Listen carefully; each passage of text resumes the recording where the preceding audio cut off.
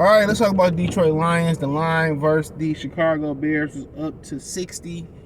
I believe at one point, and as the money come in, it changes. The Lions was the Bears were a plus 215 to win this game, meaning if you bet $100, and you can bet less or more, obviously, but every 100 you bet is $215 in profit. You bet 50 is half of that, right? And the line is a 6, and they're at home. And the customary line for a home team, just where it start off at is, I believe, 3.5. So the line's almost doubling that. Check out Detroit Lions Talk playlist. Thumbs up the video, share the video, subscribe to the channel. The next subscribe button is the bell icon button. Hit all notifications. Increase your chance to get notifications. We go live or drop a video. In my opinion, I think that line a little bit too steep. You know what I'm saying? This is the team that, barely beat Chicago at home before. Justin Fields, I don't know if he's starting to slow down or whatever. I know they got David Montgomery back. I know they got Khalil Herbert back. Not sure if he's playing a whole lot. Really good rookie running back. But I think the line is a little bit, too big. I would take Chicago with the 6. I think it's going to be a close, competitive game. Division games are rarely blowouts. They are as competitive. Look at the Bills and Jets. Before we knew the Jets were solid this year, they beat them because you know your division opponent in and out. So when I see a line that's almost a touchdown, you know what I'm saying, in the NFL, against a divisional opponent at home, on the road, usually going to get that at home. I stay away from it. Remember, the Dallas Cowboys, they played Houston at home. They were a plus 14. That's a college line. And Houston made it competitive. I think Kansas City might have been something crazy like that too when they barely won. So you got to understand, I stay away from big spreads. Now, if I think a game is going to be like that, I bet it.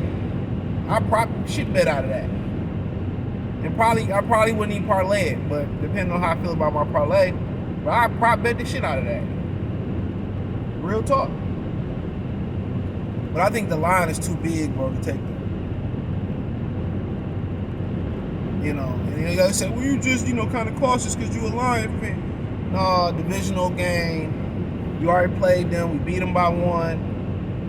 And obviously the trajectories are different, but maybe Vegas knows something I don't know. Maybe they just know Justin Fields going to start. They going to bitch him.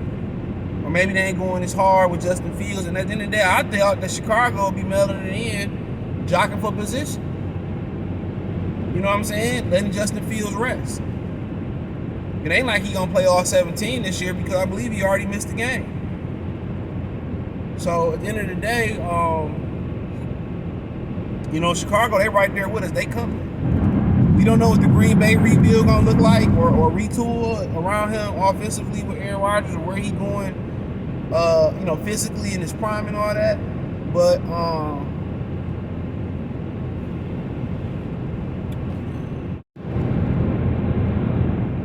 so, like I continue to say, bro, we don't kind of really know where Chicago going. Where Green Bay kind of going with it at. We kind of see where Minnesota is with it at. We know where Minnesota is with it at, but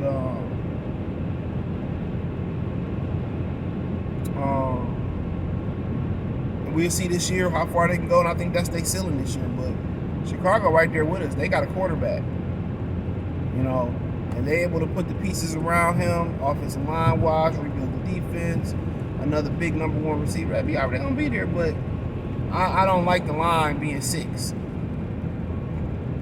I'm not comfortable with taking that. And you got to ask me, you taking the line being 6 or you taking Chicago at plus 215? I'm gonna take Chicago at 215. If I could take one, I think the Lions gonna win, but I don't think it's gonna be by 6. And if they win by 6, they are. And on the other side of the coin, they are a phenomenal home team. And Vegas taking that into account. They are a different team on the road. Defensively, offensively, Jared Goff is way better at home. So I'm pretty sure that's a big factor into it as well, too. Not too many people talking about not too many people talking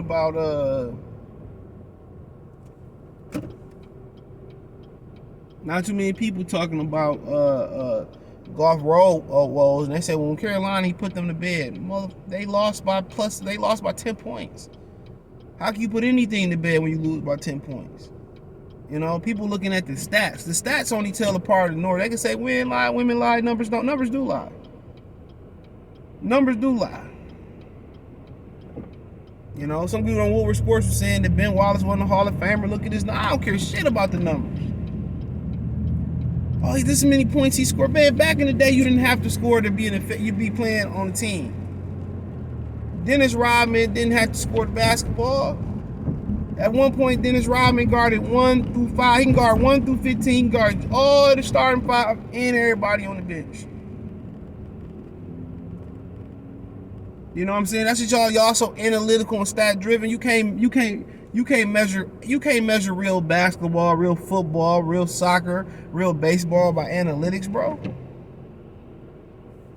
Ain't no science. If it was an analytical science to that, man, dude, they'll know what quarterback good and what quarterback ain't. Man, this sweet ass time. They would. They can tell you who's gonna be a bust and who's gonna be a boom. So I don't read into that analytical bullcrap. Only when you're doing daily fantasy sports, money involved is it. So I don't read into it. And I watch the game and see the impact. Without Ben Wallace was the most important piece to that Piston team. It's true. He got stats. Him and Rodman. I mean, even going to Elijah Wan without looking at him scoring and all the shit he was doing. They got stats that you can't measure. They was a deterrent. You know what I'm saying? So you can't measure everything by stats, but like I said, Justin Fields, man, if he end up mastering the pocket and stop running so much, and master the pocket, he gonna be one of the best quarterbacks to do it. And I don't even like the Care Bears. I don't like Ohio State, but I'm a ride with the black quarterbacks. I root for them all. I root for them all. So I'm a ride. But yeah, he got that type of talent, and at the end of the day, I would be thinking they would be jockeying for draft position. That's what I would be thinking. They would be jockeying for draft position. But I guess not. So let me know what you girls and guys think. Thumbs up the video, share the video, subscribe to the channel. Next subscribe button, it's the bell icon button. Hit all notifications. Increase your cheers, get notifications. We go live or drop a video financially. Want to support the channel? Cash App, $CJ Good 313, Venmo CJ Good 313, PayPal link in the description. Hit the link tree. Find me on Twitch, Twitter, Facebook, Instagram, Spotify, Anchor, Cash App, Venmo, PayPal. Appreciate y'all, man. Link tree, the first link in the description. Don't forget to check out my main channel right here on YouTube, Goodfella TV, for more sports, music, news, and entertainment. Appreciate the love and support. Peace. And check out Detroit Lions Top playlist for more videos like this.